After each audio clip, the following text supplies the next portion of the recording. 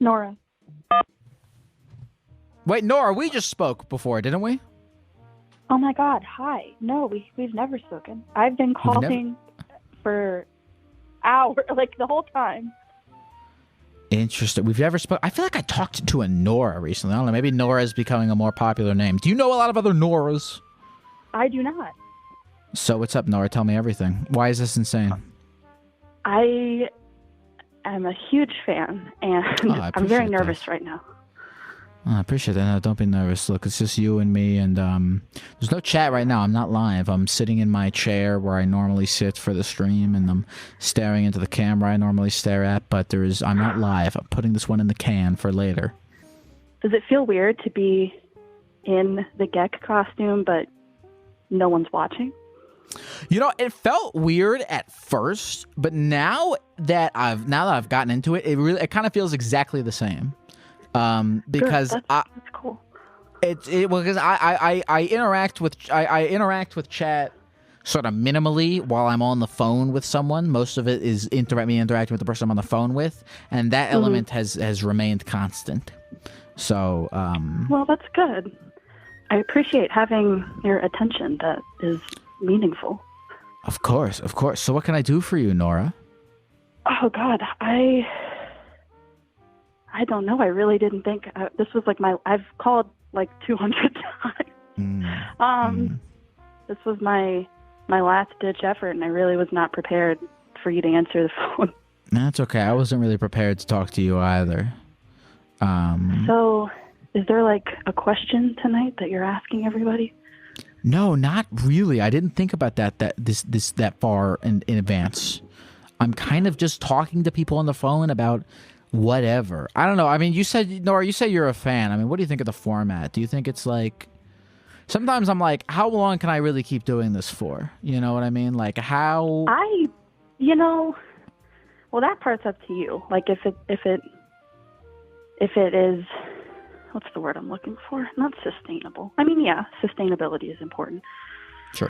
But if you feel like it's fulfilling for you, I would just say do it until it's not. I like that, Nora. Nora, what do you do with your life?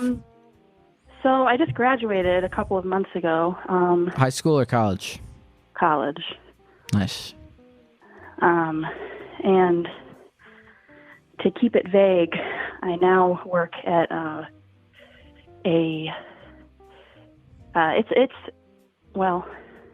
it's a facility that helps people get off of drugs. So yeah, okay. that's what I do now. Like a rehabilitation center. Yeah, and we incorporate medication-assisted treatment, so things like Suboxone. Big words, but it's just... What is Suboxone? Suboxone, oh gosh, it's an opioid blocker, essentially. And so it helps people with symptoms of withdrawal, and it also will, if someone were to use while they were on Suboxone, they wouldn't feel the effects of the drug that they're taking, and so it's, easier to stop taking the drugs. It helps a lot with withdrawal symptoms. That's the biggest part. And so was working at a rehab facility something you always wanted to do? Was that your goal? Kind of. I've always had a desire to work in like addiction treatment and stuff, but I didn't think I could do it for a while. I didn't think I had it in me, but when you say you didn't think you had it in you, like, do you mean like the ability to withstand being around, sort of a depressing environment, or the skills to do the job? Like, what do you mean by it? The first thing you said, definitely, I didn't think that I would be able to handle... I think I really didn't think that I would be able to handle the times when you can't reach somebody, because not everybody, it doesn't work out for everybody. I mean, people stop coming in for their appointments, or, relapse is pretty common, and a lot of times people can get over that hurdle, but sometimes people can't. And I thought that would affect me too much and that I wouldn't do well if that happened. But, Do you consider yourself optimistic? Ooh. Not really. Definitely not for myself. Maybe for other people. Like I am endlessly optimistic for other people, but I am very not for myself. Why do you think that is? Oh, gosh.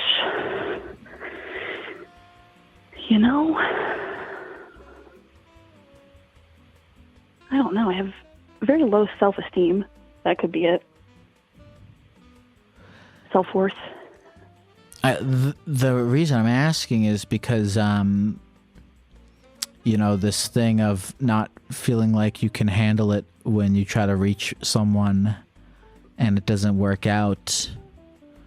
I was wondering if maybe you were a typically optimistic. Well, you said you are. You said you are optimistic for other people, and I'm wondering if these times in which you see people not being able to be reached chips away at that optimism.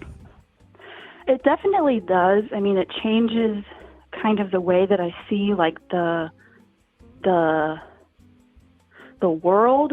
Like, I majored in social work, and so you see really this past year, I feel like I have seen, and I think this was kind of like the veil was pulled back for a lot of people this past year.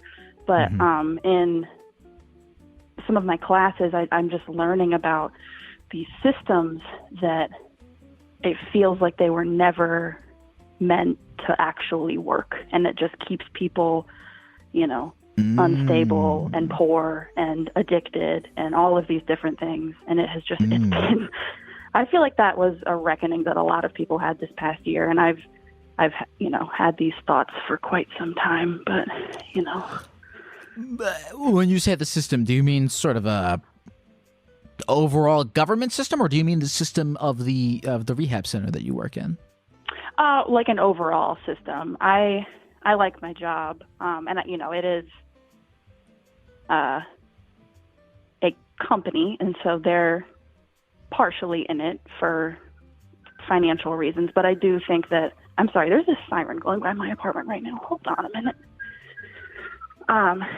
They are a company, but I do think that most of the people that work there have a genuine interest in like sustained and long-term recovery and sobriety.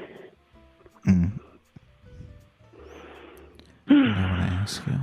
So when you think about when you have these epiphanies, like how you're describing them, that the systems in place are meant not to work. I mean, how does that make you feel? Does that because you could look at that two different ways. You could look at that two different ways. You do. Yeah. You could look at that. You could be like, the systems are broken. They will stay forever broken. Life sucks. Fuck it.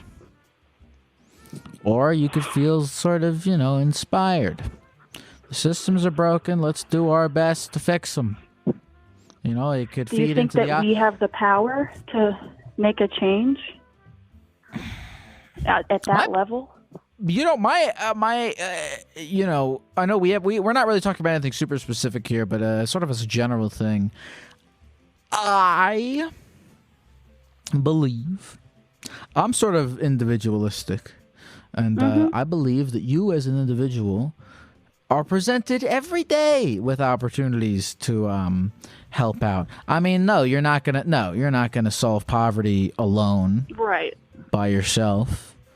But fuck, I mean, there's a billion ways that you as an individual can help out on a small scale. And the big scale is just thousands and thousands of bricks of the small scale. So, I mean, whatever you can do to help out in your own little way. I do believe that. I do believe that making a difference however you can is meaningful. It just sometimes, it gets overwhelming to think about the sheer, scale of problems that people face. You know what I always kind of think about this with the internet is that this might sound harsh, but our brains were not fucking wired for every single problem to be our problem. I could not agree with you more. I think about this all the time. When I think about the scale of problems that people are faced with, I then think about nobody was ever meant to be this aware. No, because back before Twitter, back before the internet, in the 1800s, if a fire destroyed all of Australia, I mean, we just wouldn't even know. Exactly. Gecko, and it's spoke to my soul right there. Yeah, I mean, we wouldn't even know. So I mean, it's good. It's good that we're aware of these problems. I'm not saying it's a bad thing, but at the end of the day, you just physically cannot make every single problem that exists your problem. I mean, pick a thing that's important to you. Pick one thing that's very important to you, and double down on that. If you try to solve every single problem going on in the world, or you try to think your way through it, I mean, you're gonna go insane. Oh yeah, you're gonna wind up hospitalized if you try to do that. What's something that what's one thing? Okay, if you had to do that, if you had to pick your main thing, what is it? Oh gosh. See, that's hard. I've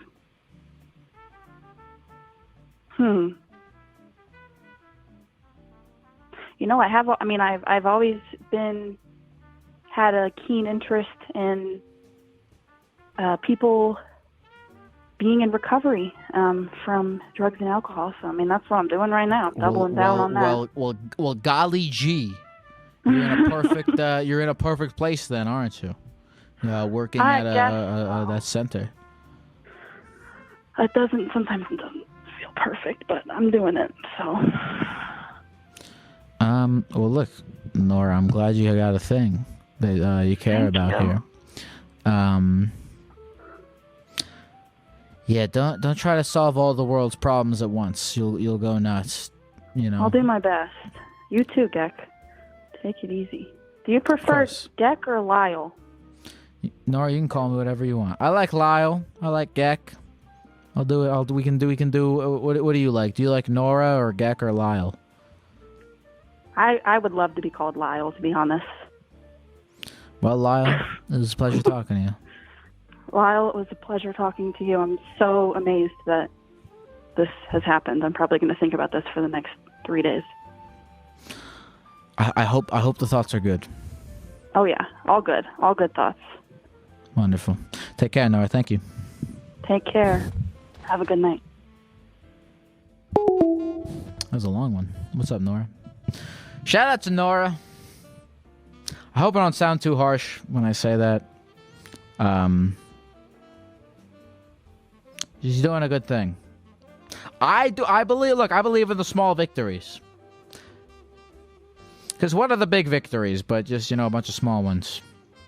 Pick up a fucking piece of trash that you see on the floor. Bam. If we all picked up one piece of trash, that's 7 billion pieces of trash. That's pretty good. That's pretty good. It won't end trash, but it's pretty good. Call from Alexander. Alexander? Yes, sir. What's up, man? Hey, man. How you doing? Have we ever spoken before, Alexander? We have never spoken before, no. And I can't believe I got through to you. That's such a trip. So how we doing, Alexander? Tell me everything. I'm good, man. I got 2 questions, actually. I don't know which one's more important, but I figured I'd ask them both. My roommate is insane, but she wants to be a therapist, and I think that's a bad idea. I just don't know how to tell her. Interesting. She's great. when you She's now a hold on. she's a When you lovely tell person, me but I'm sorry, what did you say? I said she's a lovely person. I just don't know if she's really in the position to be helping other people that way. When you say she's insane, do you mean like she's been like diagnosed with like a mental illness? No, she just does crazy things that probably wouldn't be advisable to most. And, like I said, awesome person, just a little wacky. Well, it's interesting you say that because I remember I had a therapist call in to me one time, and I asked them, I was like, is it typical that people with their own, mental issues become mental health care providers? And she told me it is typical. It makes sense because I almost feel like if you have dealt with the same problems that the people that you're helping are dealing with, it gives you a greater amount of empathy. Do you not agree? I think that's a good point, but don't you think it might also lead people to make unadvisable decisions too? I don't know. Maybe that was like the wrong way to approach it, saying she's insane. Maybe she's not insane. She's just she's got her own issues, and I guess maybe working it out with other people maybe is going to help her too. I don't know. Well, here's another thing. Everyone has issues, Everyone has issues, whether you're a therapist or you're not. I don't want to believe it, but even a surgeon probably has a little bit of imposter syndrome. I don't want the imposter syndrome surgeon. Neither do I. That sounds fucked up. But that exists. There is a surgeon who, when he opens people up, maybe he's confident 99% of the time. No one's confident 100% of the time, but maybe this guy's confident 99% of the time, and he goes, "I fucking hope this goes well." Everyone has their thing, even if they're a professional 100%. Not to say it's unprofessional to have problems. But okay, so this is a concern of yours, it sounds like. Have you spoken, have you had a conversation with her about this? Like, how did that go? I'm just a little afraid she's wasting her time. That's all. Really? It's not that I don't think that she's maybe even suited to do it. It's just that I just don't think I think she has better strengths in other areas, and would probably be better off, honestly, being like an artist or an actor. Which is sort of what she's tried, but I think she just needs to keep doing. I don't know. I thought you'd probably be the best person to speak to because this is what you actually do. I'm not a real therapist. I don't know if you know that. But you are a gecko. I am a gecko, but she didn't say she wanted to be a gecko. She said she wanted to be a therapist. That's true. Touche. Okay, maybe I should. In fact, actually, being insane might help her be a gecko. That's also true. Okay, well, maybe I should ask you a question about myself instead. Let me say this though. By the way, I think it's funny that traditionally people, and I don't know how hard it is to become a therapist, but it's funny that you want to steer her away from being a therapist into being like an actor or an artist, which are traditionally thought of as much harder to get into. The thing is, she's really suited for that. She's actually really good at those things. I think she just doesn't have quite the self-confidence she needs to maybe take it to where she needs to fully go. But I see it, and I believe it. I just think it might be a more appropriate thing, ultimately, for her. Listen, just to sort of wrap that thing up, is in my opinion, I think that, if look, and by the way, people in chat are probably going to hate on you. I'm not looking at chat. If there's no chat, this is all pre-recorded. But I'm positive people in chat are gonna meme on you right now. And here's what I'll say is that because I think I can tell that you care about your friend. I do. And if you do,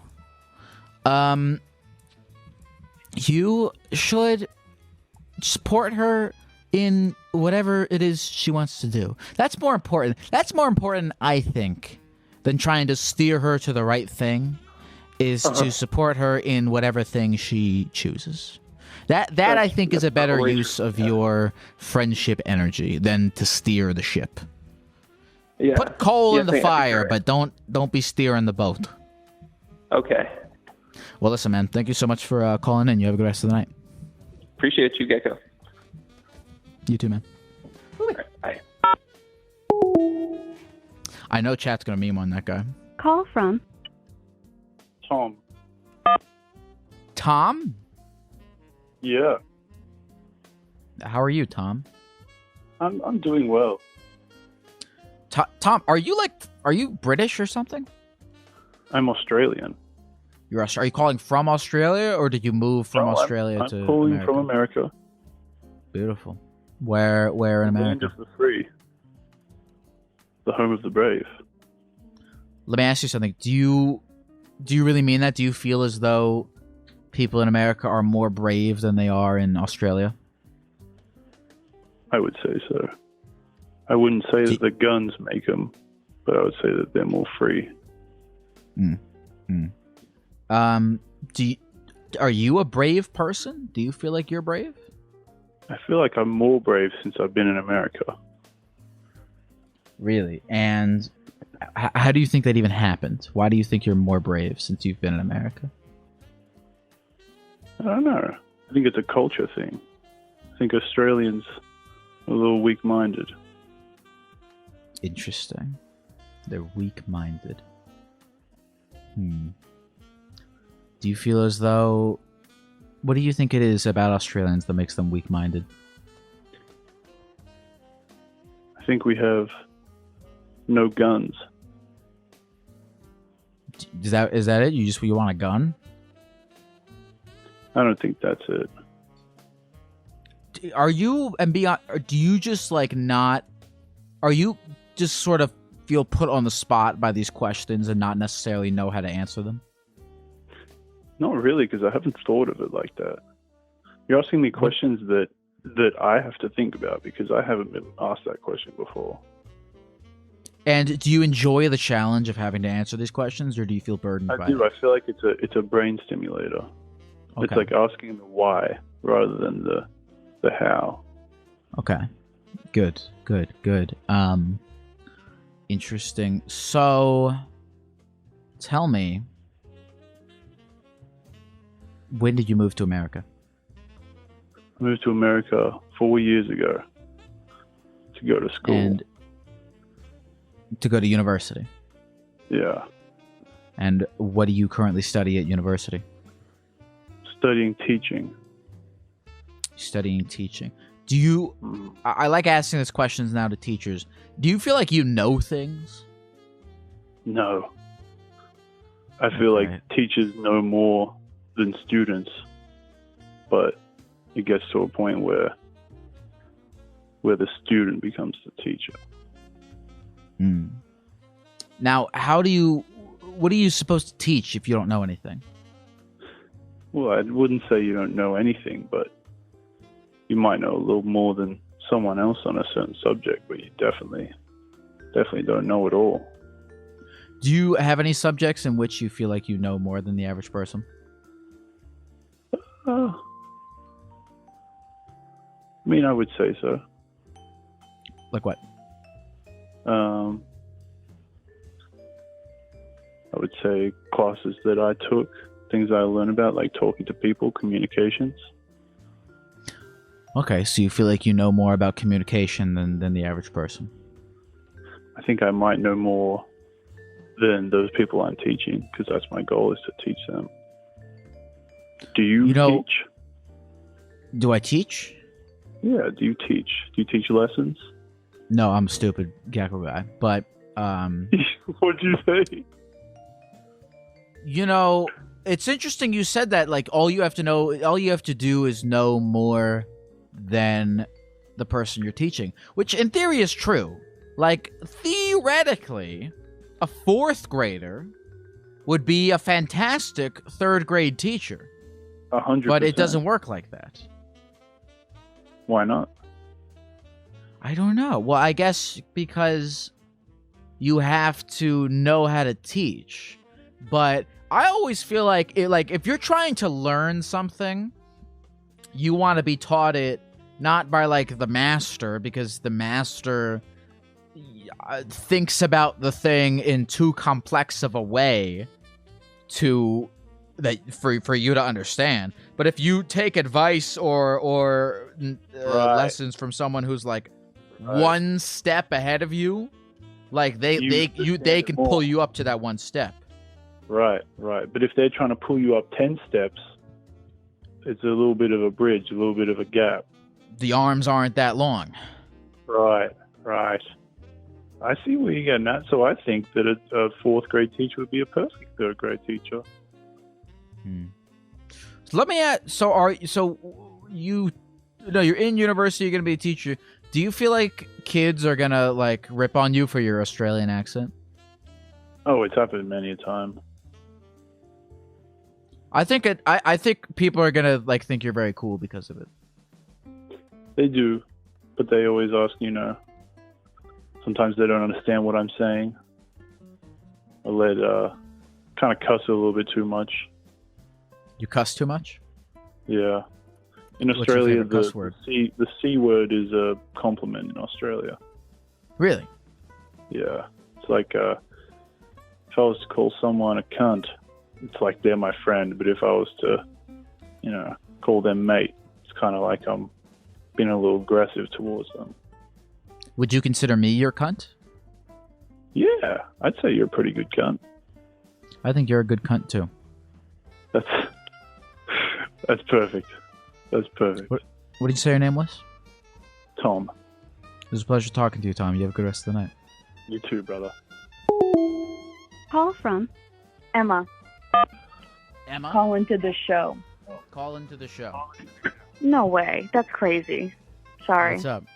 Why are you sorry? Hi.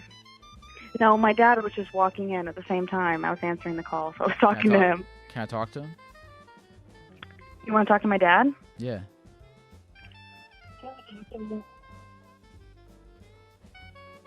This guy I'm on the phone with. I'm talking to you, Dad. He just wants to talk to you. I'm sorry. The therapy Gecko. I'm sorry to drag you into this. Why are you sorry? You shouldn't be sorry. Because he's confused. He has no idea what's going on here. But confusion's not necessarily always a bad thing. It's not something that, I think you would need to apologize for. Unless if he actively doesn't like confusion, and he's made that clear, and you're bringing him into something that he actively doesn't like. Also true. Wait, let me talk to your dad.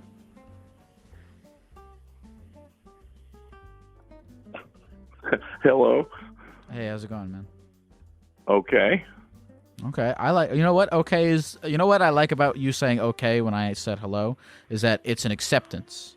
It's a cautious acceptance, and it's keying me into how you feel about being in this situation more than you just saying hello. You said okay.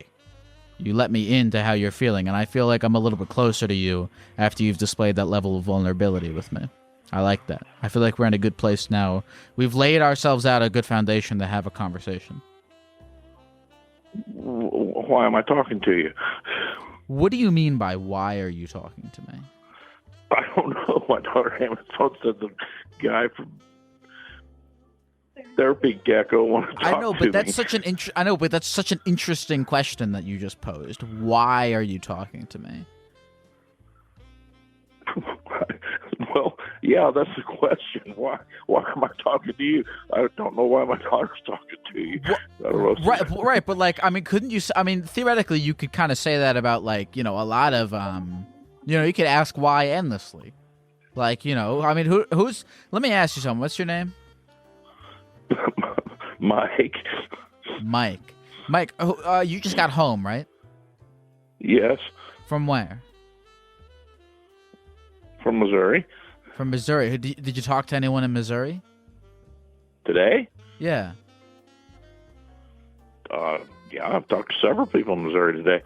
So Mike, listen, every single person you talked to in Missouri, you might not remember every single person you talked to, but do you think that you could give a reason as to, like a definitive reason as to why you talked to every single one of those people? Yeah. One, I was buying some insecticide at the hardware store, and it, he said, $6.95, and I said thank you.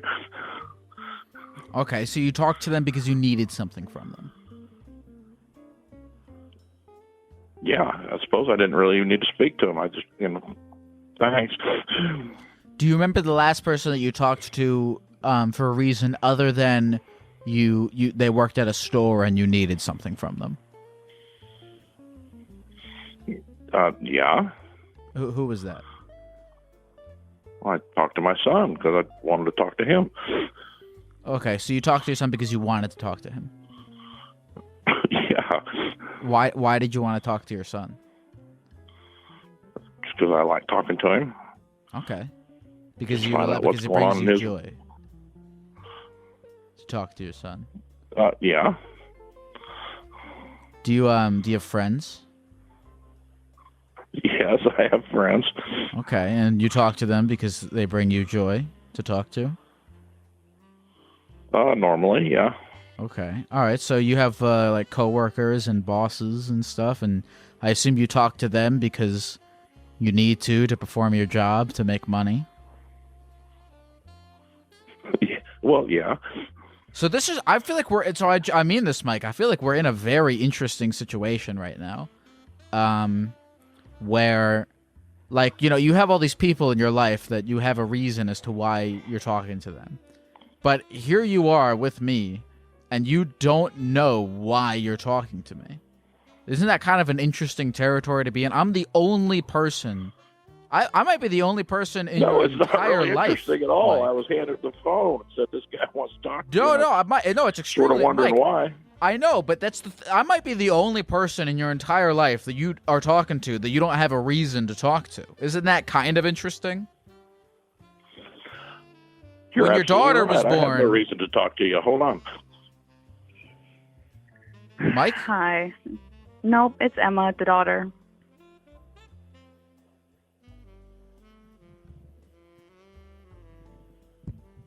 Hello?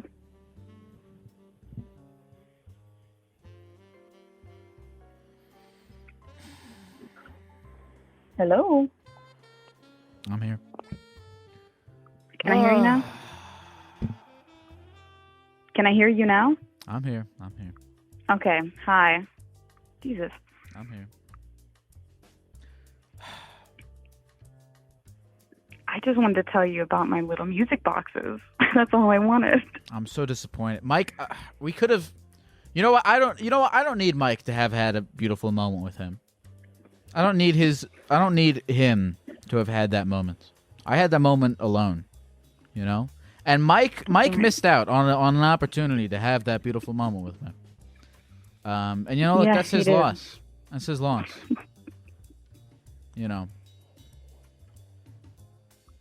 I'm sure he has his reasons. And for the benefit of Mike, I think he should open his heart a little bit more. To, I mean, we had no reason to talk to each other. No, none. None at all. Why would you not want in your life when everyone you talk to is like, well, I guess I'm talking to you because I'm doing a Twitch show that I do as my life work stuff. So I have a reason to talk to you. And I guess I had a reason to talk to Mike as well, because I thought it would be interesting for the stream that I'm doing. But Mike had no reason at all to talk to me. And I thought that was interesting. Maybe the opposite, but but Emma, no one understands. Look, I'm looking at the chat. Everyone's like, no, it's not interesting. I'm alone here, but I don't care. I don't care if no one agrees with me, Emma. I think it's a little interesting that Mike has no reason to talk to me. Okay, sure. I agree with you now. Definitely. No, you don't. I actually agree with. I would rather you disagree with me than fake agree with me. I'm sorry. I don't know. This wasn't the point of the call, and now I'm nervous. What do you mean the point of the throwing up my There's rhythm. no point. What do you?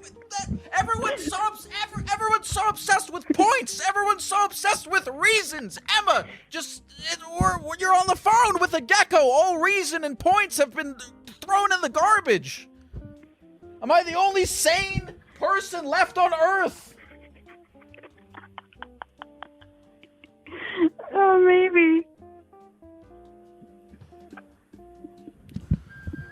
Oh my god.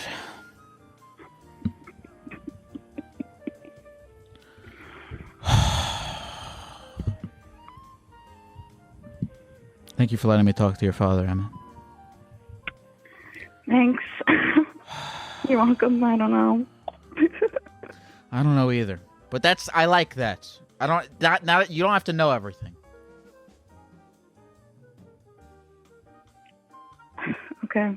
Yeah, it's fine. You don't need to know my music boxes. It's fine. Emma, dude.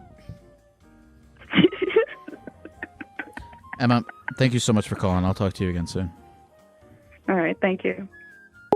Emma had such a good opportunity to yes and me. Emma could have gone, look, points. I hate points. Drop all your points. Drop all your expectations. Drop all your preconceived notions. Go along with what's happening in the moment, Emma. Call from. Hello? Hi. Oh, Hi, one what's second. I'm on speak. Oh, Hi. How are you? what's your name? Delara?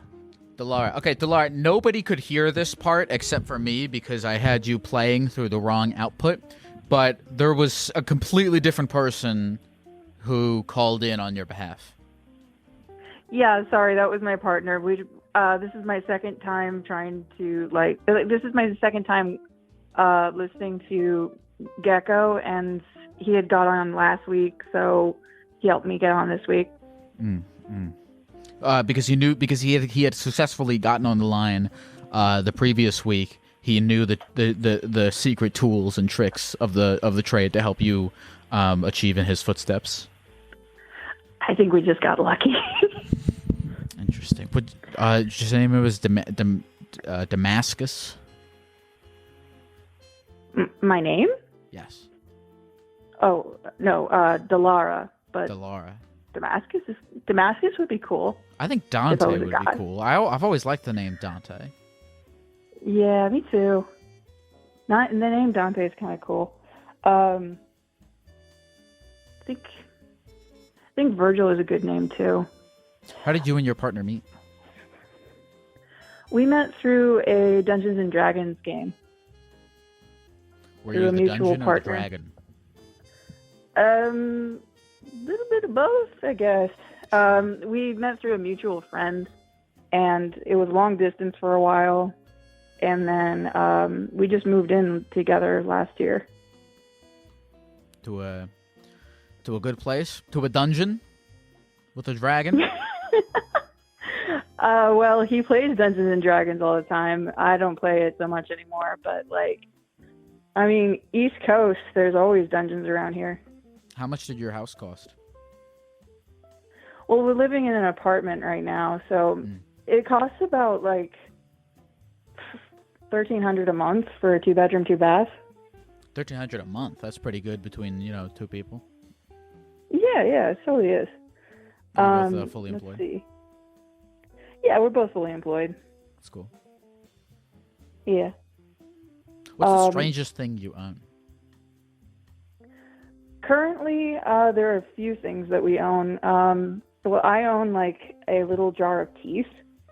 I got from an oddity shop. Human molars. Okay.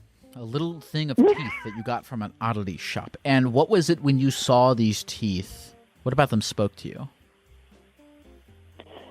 Honestly, I took the vial and clinked it together, and I don't know, I just like the sound. That, and I used to be I used to study for registered dental assisting. Yeah. Do you now? How would you feel if? And how old are the teeth that you purchased? I'm not sure. They look like they could be of this century. Do you believe that the person whose teeth they are consented to having their teeth owned by a lady one day in her house? In her 2-bedroom apartment? I don't know about that because because I do know this from being an intern at a general practice. Like I've done extractions before, like I've assisted on them. After the extraction is done, the patient has the opportunity to take the tooth with them if they want to.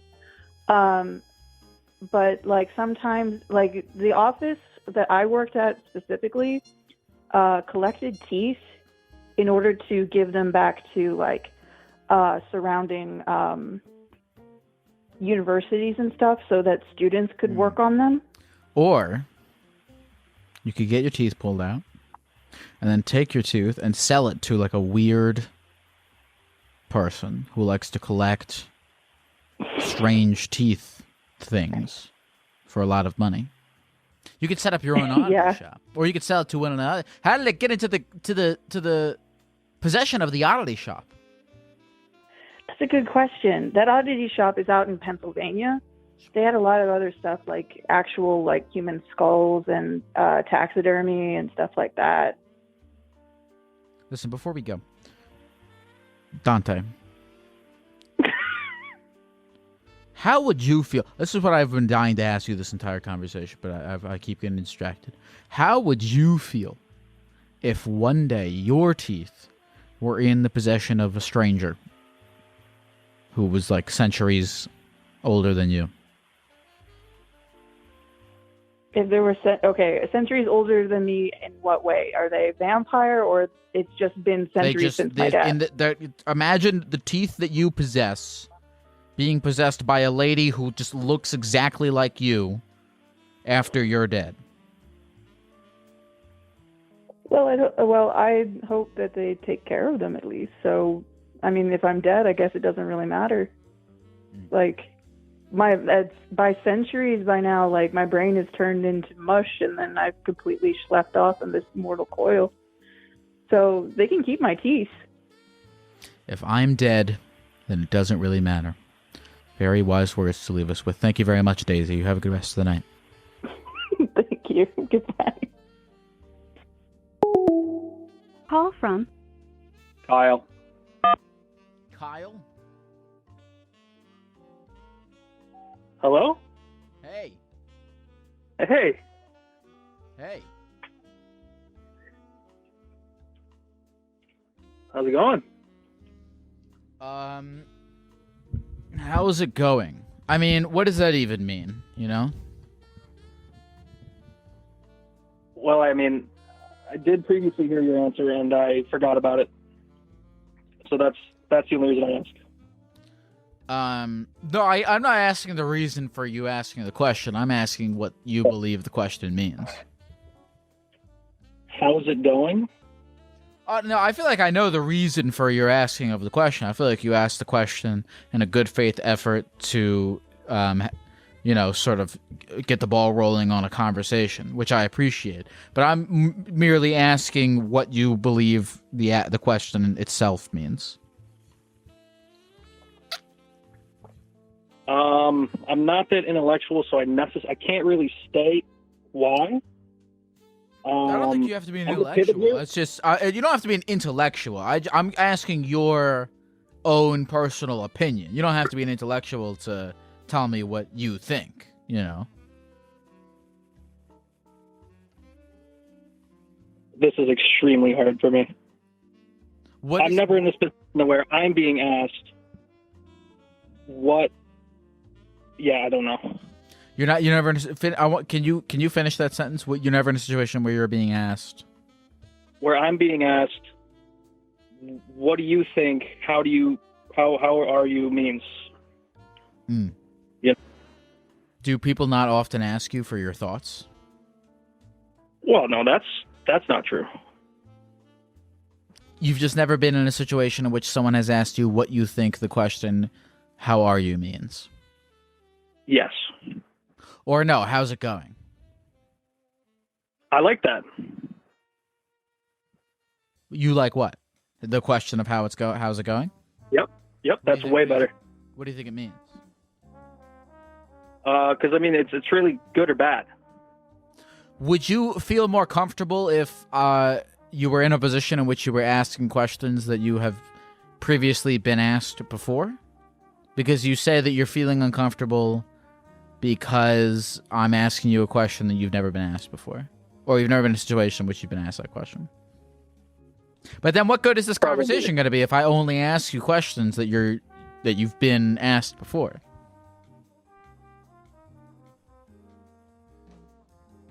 Well, let's get it going. Give me one that I've never heard.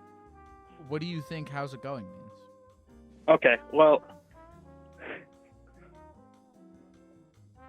it means how is it going? Is it going well? Or is it going bad? What does it refer to? Life, in my situation, suppose. Okay. All right, so that was your answer. Is it means how is your life going? It could be how's your day going? I guess I could have phrased it better. Okay. Well, no. It's you didn't do anything wrong. You're interpreting. Don't interpret me asking you what you think this question means as I'm unsatisfied with the question. It's not. I'm not judging the question as bad or good. I'm merely asking you what you think the question means. I'm not saying that you did anything. You don't. I hate that you're being like, oh, I could have done something better. So you didn't do anything wrong. I'm just asking you what you thought the question meant.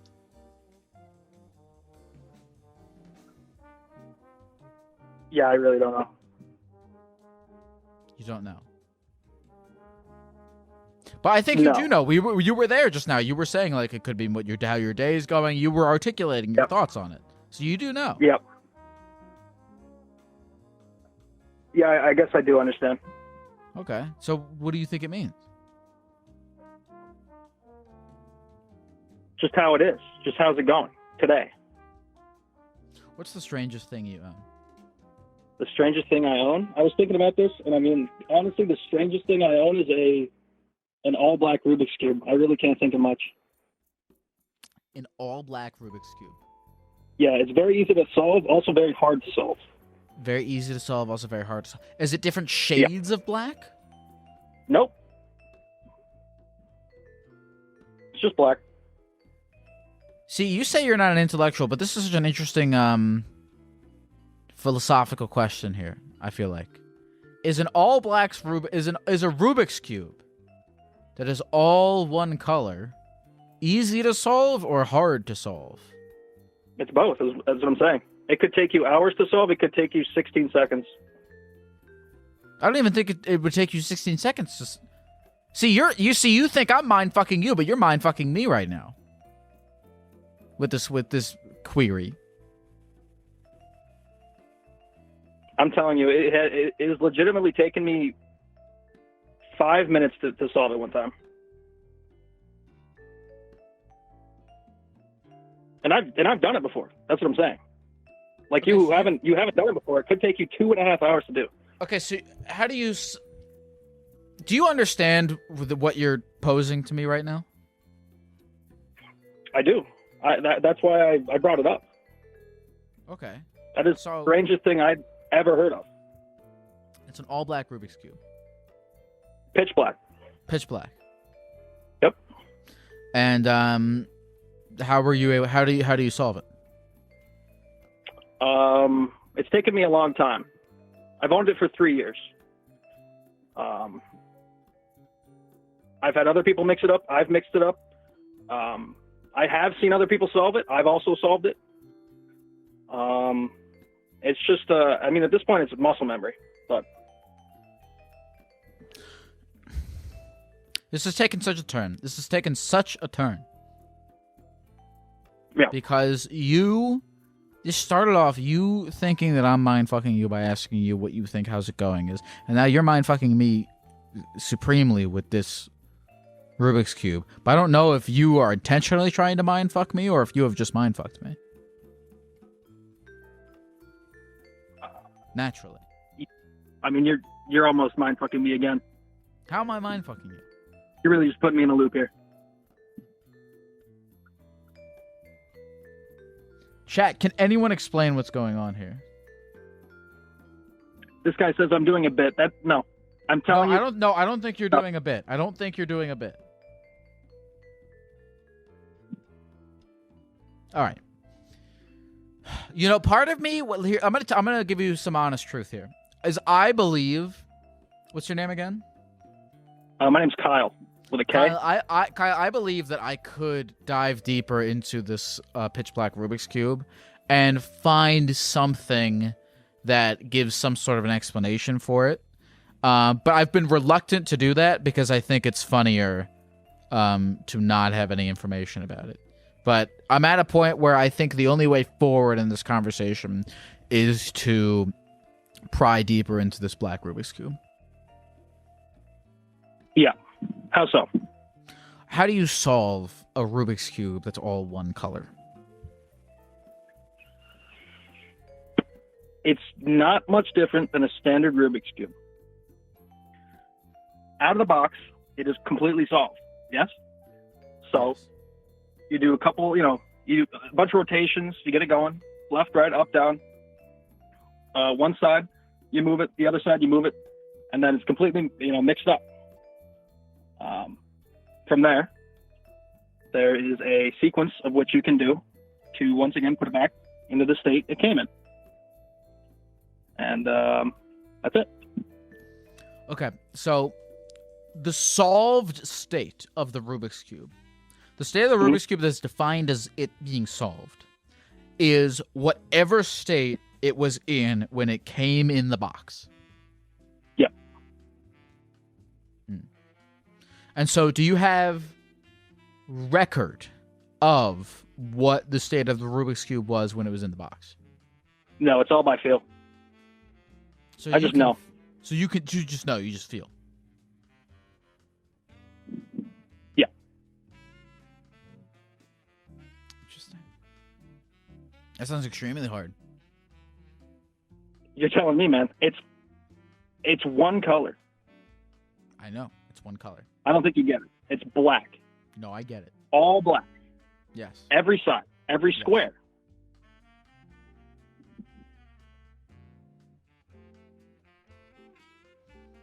Mindfuck. What did you say your name was? Kyle? My name? My name's Kyle, yes. Thank you for calling, Kyle. Thank you for having me, Lyle. Of course. Call from Nicole. Nicole? Hello. What's up, Nicole?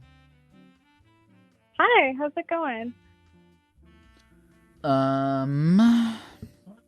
How's it going? It's going good. I'm feeling a little bit more energetic right now. I feel like I caught a little bit of a second wind. I'm looking around. It's it's a classic Monday night at the stage in my life in which I am a gecko on the computer, and hey, that's good stuff. You got absolutely. people watching, so.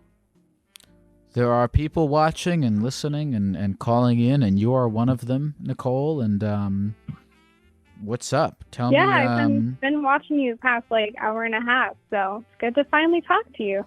Good to finally talk to you. Is this the first time watching the stream? No, I've actually watched a couple times, but this is my first time trying to call in, so. Is there anything in particular, Nicole, that you wanted to talk about here? No, I guess nothing in particular. I just thought it'd be pretty cool to kind of talk to you and, I don't know, just kind of see what's racking your brain, what's racking mine. Well, what do you think is racking your brain? Oh, you know what? I have so many people listening to me right now. Are you referring? Are you referring to the people watching the stream? Yeah, it's definitely interesting to, I don't know, I guess just say something and know that people are listening. I've ever since I actually pretty quickly into doing this, I got used to forgetting that everyone was there. I never think about the fact that everyone, like, when I don't think about the fact that my words are being broadcasted to other people right now. I feel sort of alone. Because if I thought too heavily about that, I think I would have to second guess every single thing that I said, and that would be no fun. Oh, definitely. Hey, yeah, Nicole, no, that definitely makes sense. what's the strangest thing you own? Oh, so I actually collect animal bones. Mm. So I'd say that's pretty strange to some people. Is there an animal bone in particular that is the crowning jewel of your collection? Yeah, actually, I have the rib cage of a hawk. I also have the skull too, so that's pretty cool. You have the rib cage of a hawk. I do. I feel like the rib got it cage of a myself. hawk is like an ingredient to make a potion of some kind. You know, like You know, it like the probably feather of could an extinct bird, the rib cage of a hawk, the tear of a child, something like that. I would say so, but for me, I just kind of have it up in my room and I look at it every day, and I'm like, that's pretty neat that that's there. Mm. What got you into collecting animal bones? Probably my grandma.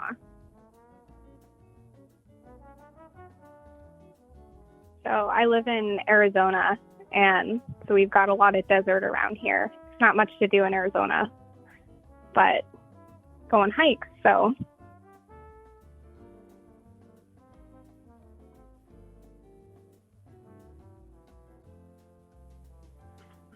Have you personally killed any of the animals whose bones you own?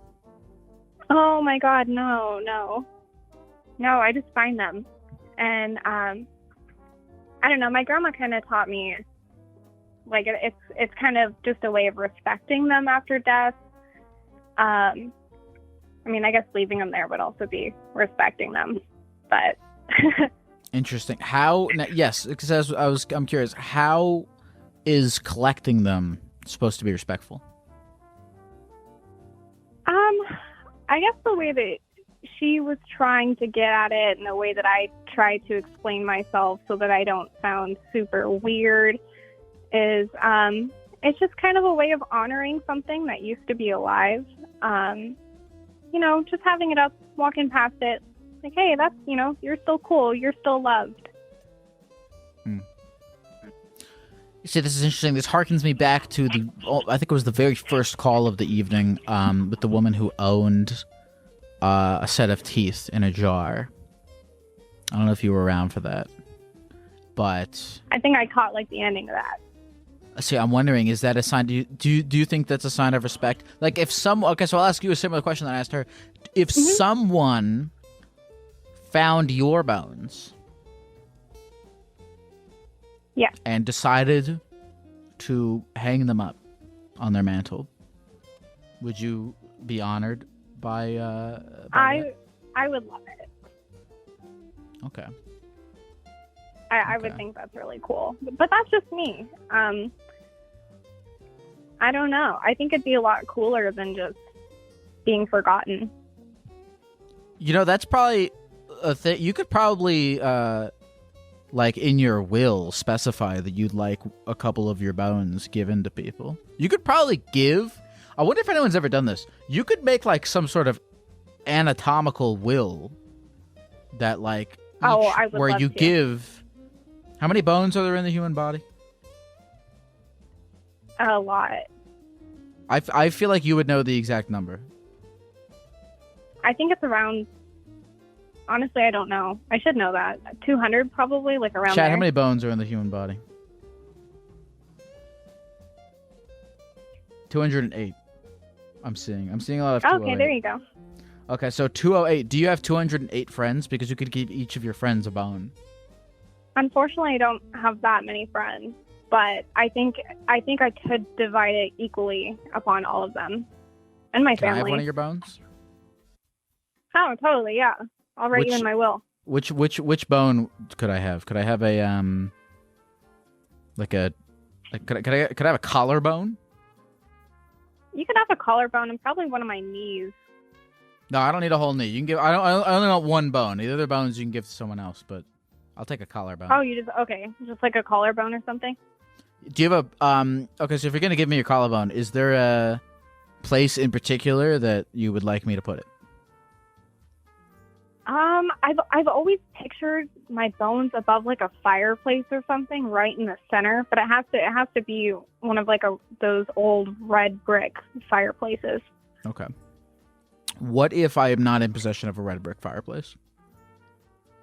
Yeah, you know what? That's fine. That's just kind of like my dream. I don't want to be asking too much. If you have a nightstand, I have some bones on my nightstand. Okay, I could put your collarbone on my I think it's a nightstand. pretty good spot. Okay, great. Well, how old are you? I'm 20. 20. All right, so you have a while until you're dead, probably. Well, Hopefully. you don't know that. We don't know. It's true. We don't know. Do you feel like this has given you a lot of perspective on death? I think about death a lot, so you could outlive me. I could outlive you. This is true. Do you think? Would you be upset if I sold your collarbone? Like if you became famous? Let's say. How would you feel if you became famous, right? And then you died, and when you died, I went to your estate and I showed them this footage, and I was like, I have legal. I don't know if this would hold up in court, but let's say it did. And I was like, I have legal. What's your name again? Angel? Nicole. Nicole. If I had legal, and I said I have legal claim to Nicole, to the famous singer-songwriter Nicole, to her collarbone. And then I took your collarbone and I sold it on eBay for profit. How would you feel? Would that upset you if I sold your collarbone? I think I would be a little bit hurt, but at the same time, I would have to respect it. Okay. You're making a profit off of it, and I think possessions they're just what you make out of them. I guess it really depends on how much you as a person have that importance held to that certain object. Well, Nicole, thank you so much for this great offer. If I do happen to come into possession of her collarbone, I promise to take good care of it and preserve it for many years and hopefully pass it on to my children as well. Yeah, I can see if someone can mail it out to you or something. Just kind of find some way to get that collarbone out to you. Beautiful. If I happen to die. Awesome. Well, look, I hope it doesn't happen for a very long time. We'll see. We'll see. Have a good night, Nicole. Hey, you too. Thanks. Call from Chuck. Chuck. Hi, holy shit, I got in. You did. What's up? Tell me everything. Tell me nothing. So what's going on tonight? Any theme? No, tonight's pretty chill. Tonight, as you know, this is a pre-recorded stream, so I'm not live right now, but I will be live in a few weeks. Chuck. Is that your real name? No, it's a name I use on social media. I don't really like my real name. Why did you pick Chuck? There's a character on an old MTV show called Daria, and he was kind of like the gross nerd character that thought he was hot shit, and I really related to that. Do you consider yourself a gross nerd that thinks that they're hot shit? Absolutely, yes. It's so interesting to self-identify as a person who is gross that thinks that they're hot, because there's a contradiction there. Because if you truly did think that you were hot, you would not self-identify first as a gross person that thinks they're hot. You would just cut straight to self-identifying as a hot person. So there is a bit of a fallacy there. I have a very fake it till you make it kind of mindset. I highly endorse the fake it till you make it mindset. Do you believe that you will at some point make it? I do. Eventually. What is making it look like to you? I think being okay with everything that I am is making it to me. I think that's a good goal. I like that goal. Okay. Well, what are you? I think right now I'm sad. What are you sad about? I had a guy break up with me 7 months ago, and then he decided he wanted to hang around for a long time. And every time I told him to leave me alone, he wouldn't do it. And today he sent me a text saying, "Oh, I just can't do this anymore." So, had to end on his terms, not mine. Wait a minute, but if he broke up. Wait, hold on. This doesn't make any sense to me. He broke up with you 7 months ago. Uh-huh. And then when you say he hung around, like, do you guys fucking live together? What do you mean he hung around? We lived together, so he was in the apartment for about a month, and then he left. Oh, shit. And then every time I'd be like, "You need to stop texting me. You need to leave me alone. You need to get your stuff and go. Get everything out of the apartment." He just wouldn't do it. And I'm kind of a welcome mat, so I never really made him, I guess. That's crazy. Did you guys? Was it a 1-bedroom? What was the? It was a 1 bed. So were you guys sleeping together? No, I was on the couch. I let him. You were on the couch. I was on the couch. Now, okay, was that? Damn. How did that go down? How was that decided? Who gets the couch and who gets the bed? It was kind of a thing where like it was his bed to begin with. Like he brought it from his house to the apartment. Like I don't want to sleep on that, So you were just sort of co-living with this guy that you broke up with for 7 months? No, only a couple of months. He left after about 2 months. Okay. But for a couple of months, I mean, what did that feel like? Was that, I assume, pretty awkward? Honestly, no. It was fine. Like we were best friends. He just has a lot of hang-ups, and it kind of ruined things. Okay, so when you say you're best friends, do you still consider yourself best friends? Up until today, yeah. Like I could have told him anything ever.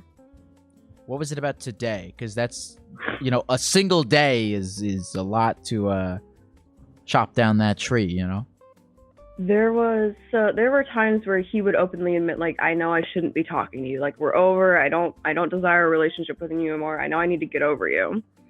But today the text was just different. Plus it was over text. He's not like he's a very in-person kind of person. Mm-hmm. And so knowing that he didn't even want to come see me to say it was like, damn, you're not going to come around anymore.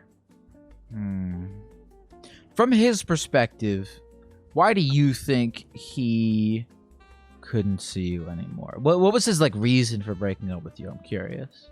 He has a girlfriend now. Oh. Yeah, okay. He has a girlfriend and she left for boot camp or something. And I kept telling him, "You need to stop coming around. You need to get your stuff and leave because it's going to ruin your relationship." He didn't believe me. And now she has kicked him out of their apartment. So now he's finally being like, "Yeah, I'm going to get my stuff and stop talking to you."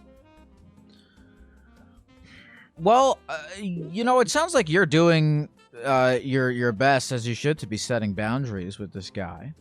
I am. And I've blocked him on everything. He's been blocked for a long time. He just shows up to the apartment. Are you dating anyone? Are you to have a new squeeze?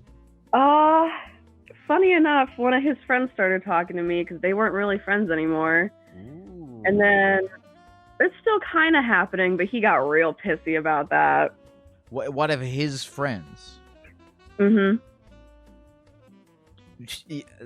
So did he message you? Is he what? How did his friend break up with him as friends? So they were friends in high school, and we've been out of high school for about 3 years now.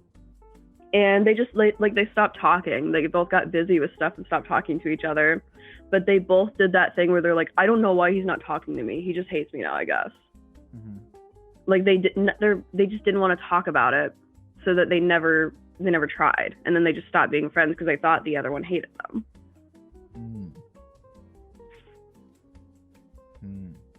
So also, what? I live in a very you- small town, so. I can assume. So okay, when your boyfriend got pissy about this, you were dating his old friend. Mhm. What'd he say? He said something like, "When we broke up, you told me you weren't going to talk to my friends." I was like, "Yeah, I also still loved you when we broke up. So like, of course I was going to say anything to make you still want to be around me." But also, like, that's such a childish thing to say, like, "Oh, you're not going to talk to my friends." Your friends aren't off limits simply because they were your friends. You know, I think I agree with that. I've never liked this idea of people like trying to have like ownership over people.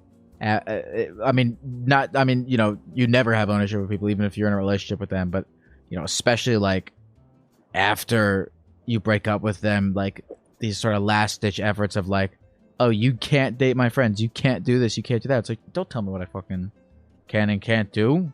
You don't know me. Right. I'm a person I can talk to whoever I want to talk to. Right, and let's be fair here. This friend started talking to me. I didn't initiate the contact. So I think if you've got any beef, it should be with your friend and not me. Well, listen, what'd you say your name was? Kayla. Well, that's my real name. I thought it was Chuck, but my name is Kayla. Beautiful. Kayla, thank you so much for calling, and appreciate you sharing. All right, thank you. Thank you for listening. Of course, have a good night. You too. Hello? Hello? How are you? Oh my god! Hi. I wasn't expecting you to call back. Well, you know what? You just had such a lovely looking phone number. Something about really just something was very aesthetically pleasing about the way that those particular numbers aligned that I was like, I gotta call this person back. Oh my god, that's great. How are you doing? You know, I'm feeling pretty good. This is not gonna make any sense because today, what day is today, caller? Friday? No, but on the calendar. Oh shit! I don't know. I'm a stay-at-home mom. I have no idea. You don't know what day it is? How do you not know what day it is? You don't know what day of? You don't know? Do you know what month it is? July. Okay, that's good. Do you know what day of July it is? I'm gonna cheat and look at my phone. The 18th, Sunday. Okay, there we go. Okay. All right. So today's July 18th. I'm pre-recording a stream right now, so people aren't gonna actually hear your voice until August 4th. Okay. Honestly, I've tried call when you've been live, and I just get so nervous I chicken out.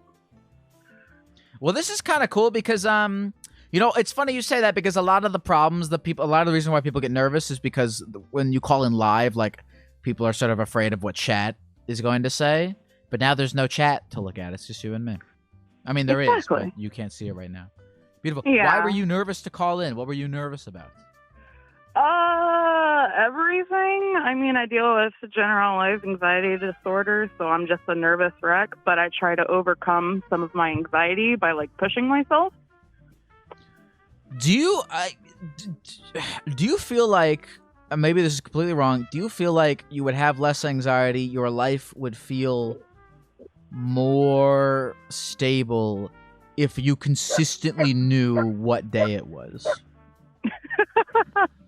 Probably. Honestly, when my kids are in school and I have more structure, my anxiety is a lot lower. So you're a stay-at-home mom? Yeah. Zelda. And is Zelda your dog? Yes. I can hear Zelda very well. What kind of dog are they? Belgian Malinois and a German Shepherd. They like to fight. What is it? I've never heard of a Belgian Malinois. A Belgian Malinois is like a cousin to a German Shepherd. They look like them. They're pretty big police dogs too, so you might have confused them for. I know what Shepherd. Belgium is, but you totally made up that second word in that dog. No, I think I'm saying it right. I didn't know that this dog existed until my husband brought it home. Belgium, I will believe, is a real place, but you made up Belgium, Nanawa. We'll Anyway, just call that's not it important. Belgium, Illinois. Perfect. Belgium, Illinois. Where? Okay, so you're a stay-at-home mom. How many kids you got? Two? Two. Do you like them? I love them. That's different. I know you love them, but do you like them? They're tolerable human beings. Okay, so far, so the answer is no. No, like...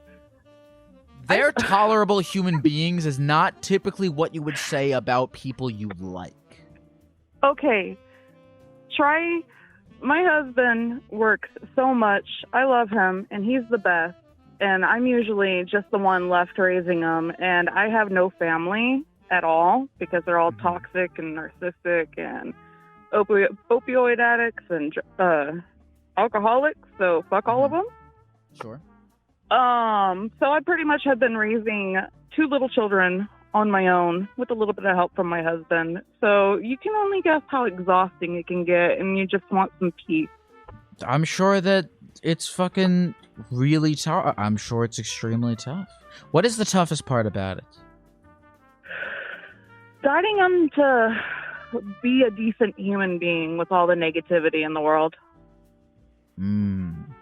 Okay. Tell me. Now, this is an interesting thing as a parent because, you know, your child's like a blank slate, and it's like your one little corner of the universe where you're like, I can guide this child. You know, I can guide this child into a decent human being amidst all the, as you say, negativity in the world. What is your, like, how would you define a decent human being? What is your guideline? What is your checklist? Because you have to have a goal in mind to direct them to it. I want them to be kind to others, but not tolerate bullshit, and to put effort into the things that they do. Do you feel like by the way, I think that's a great criteria. Do you feel as though you have spent a lot of time tolerating bullshit? Yes. Oh, yes. 29 years of it. Can I hear an example? Do you want the craziest or mildest? Of course I want the craziest. When I was 7, I had grown up with my grandparents. My grandfather had PTSD, and he was extremely drunk, had a PTSD episode, and destroyed our house and threw furniture and punched holes in the walls. And so I was hiding under the bed with my dog. Really? Yeah. I've had a pretty fucked up childhood. And you were 7 years old? Yeah. And he destroyed the house? Oh, yeah. Blood everywhere. Broken glass. Broken furniture. Were you two the only people in the house, or was like your mom there, or it was my grandmother, but she's an opioid addict, so it was get out of there and let me be terrible to you with emotional and mental abuse. That's heavy. That's heavy. I mean, that's nice that you had the dog, though. Oh yeah, she was my baby. She was like a Beagle Labrador mix, so she looked like an oversized wiener dog. Interesting. Well, this is I don't know if I'll say this is cool, but I mean I do think this is cool that you know, I know it's tough to be a parent, but it's cool, I think, that if you come from a you know, you might have had a not ideal childhood, but now you have the opportunity to give your kid a good one. Exactly. And I like this because a lot of people, when they've been wronged, when you've been wronged, people can take one of two routes. They either take the route of, I have been wronged, and I now will make it my duty to wrong others as they have wronged me. And you could do that. So you could be like, my fucking parents were shitty to me, I'm going to be shitty to my kid. Fuck these people. And that happens a lot of the times. But I like that you're taking the other route. The other route that you can take, which is, I have been wronged. I know how it feels to be wrong, and I will never wrong another person as I have been wronged. I will make it my duty to right instead of wrong. I like that. Well, within reason. I won't tolerate other people wronging me still. No, but you're taking the negative energy that you've you know, taken in, and you're, you know, exerting positiveness, making breaking the cycle. Holistic. Yes, you're breaking the cycle. You're creating a cheesy, holistic balance of goop. Yes, exactly. I love it. Beautiful. What'd you say her name was? Amber. Amber. Keep it going. Talk to you soon. All right, bye. Ah! What is this? I wish this was live. No, actually, I like this being pre-recorded. This is easy for me. We have another call. Let's keep going. Call from Q. You? Q? Hello? Hello? Hello. Oh my How are god. you? Oh my god. Q, like the letter. Like QAnon. N. Am I on speakerphone right now? No, you're not. You're in my AirPod. Oh, your AirPods are terrible. How old are they? How old? I don't know, but I work on the beach, so like they probably get like I don't know, bad. Sand in them? Yeah. No, I can Everything definitely own has hear a sand. lot of sand in between you and me right now. Really? Yeah, is there any way that you could take your sandy AirPods off and does your phone have a lot of sand in it? Actually, I think at their core did you know this? I think at their core computers are actually made of sand. Like that's Core computers are made of sand. like all right, you didn't like in the natural world, you can't just go iPhone. You have to start with what's there, and I think that the germ of the idea of the computer was sand. Can you can you take your AirPods out and try talking to me on your phone? Because I hear a lot of sand.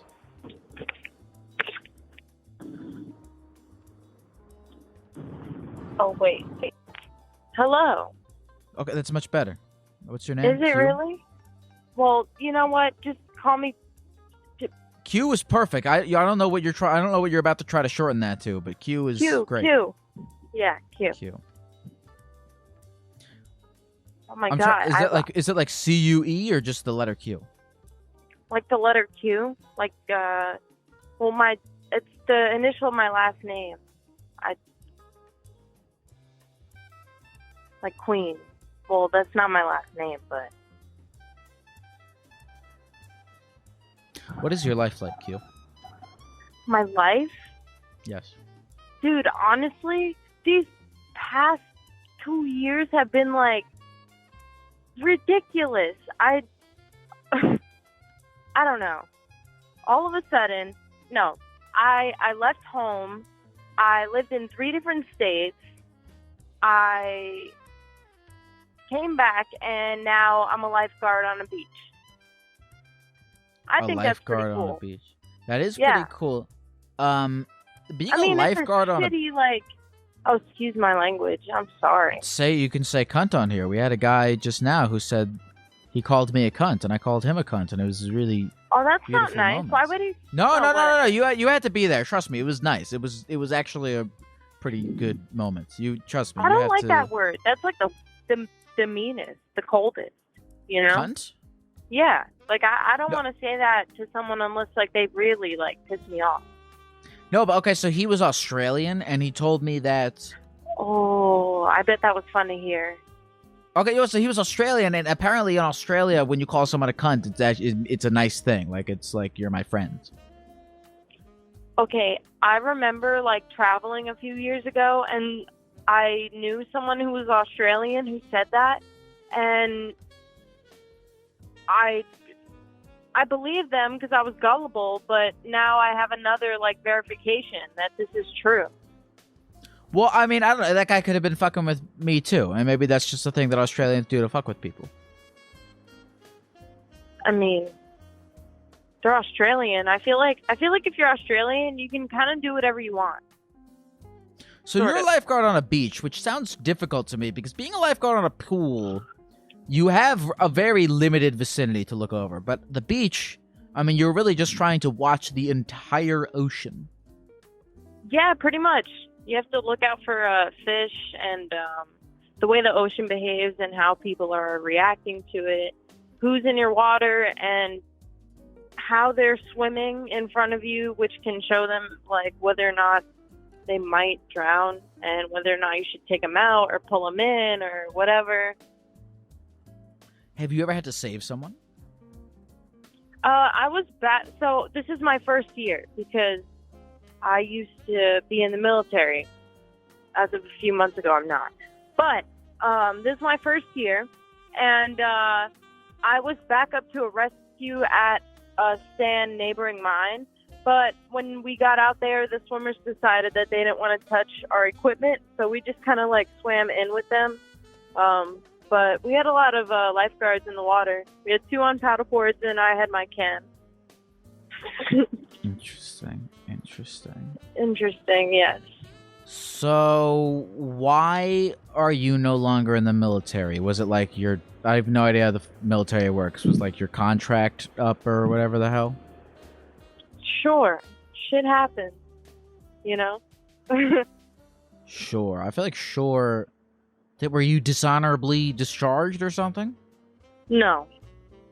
For what it's worth, whoever... I don't even know if anyone will hear this, but if anyone hears this, in order to get a dishonorable discharge, you have to, like, kill someone or, like, sexually assault someone. You have to do something bad, like, really bad. What? Okay, is there such thing as an honorable discharge? Yeah, like, everyone gets one if you just, like, get out regular, you know? Okay, because that's something where, like, I feel like, you know, in, like, the Civil War, like, there's those war heroes who, like, they disobeyed their commanding officer for, like, some moral reason, and, like, so, like, maybe you could get discharged, but, like, with honor because you disobeyed something because you knew it was the right thing to do.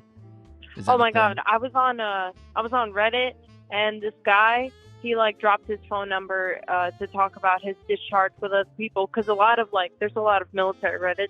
Anyway, he got other than honorable discharge for telling his captain that he wanted to kill him. I don't know anything He got an about honorable discharge for telling his captain he wanted to kill him? No, other than honorable. OTH. That's like, so there's, how many? There's 4 types of I didn't know there were several discharges. types of honor. I didn't know there were several. Yes. There's a dishonor as a type of honor. Honor is a type of honor, but I did not know there was an other. What is this again? Other than honorable? Yes. So there's honorable, general, other than honorable, and dishonorable. What does other than honorable mean? Because it's not necessarily dishonorable. It's not I necessarily feel honorable. like other than honorable means that you might have gotten into some legal trouble that led to your discharge. So you get that. I mean, it kind of just depends on what surrounded your discharge. If you got other than honorable, it basically more likely than not you got kicked out of your branch. Sounds very dishonorable. Maybe. What did you say your name was? Q. Q. Before we go, I'm kind of curious. Like, where did you see the phone number? Like on Instagram? So I saw you on TikTok way back when, and then I recently started watching you on Twitch. And I listen to you while I'm sitting on the stand on the beach and my lunch break, and when you're live. You know, I enjoy watching your content. Hell yeah! I wonder if I hope I'm not like, you know, some kid drowns because you were like really into some like conversation I was having on here. No. But how did you know? But how did you know that I was taking calls right now? Like, where did you see the phone number? Oh, Discord. I love hell yeah. Discord. I love had to be Discord on your too. Discord. Beautiful. Is there anything else you want to talk about before we go, Q? What Anything what at do you tell yourself when you're feeling like you're at rock bottom and like nothing can get any worse? Like it's ridiculous. Everything is just shit is hitting the fan. It's bananas, you know? Fucking bananas. I'm trying to think if I have a good answer to that. Well, one of the cool things about rock bottom is that there's no expectations, so you can do whatever you want. Oh hell yeah! My mantra lately has been that the only way out is through. So, you know, I mean, who the fuck said? Some president, some probably Civil War douche said, like, if you're going through hell, keep going. I like that. I'll co-sign on that. if I'm allowed to just answer your question by stealing someone else's thing, I'll do I that. accept it. That's Beautiful. fine by me. Yeah. Beautiful. It was a pleasure talking to you, Q. You have a good rest of the night. Thank you. You too. Therapy Gecko's on the line, taking your phone calls every night. Therapy Gecko's doing it right, he's teaching you how to live your life, but he's not really an expert.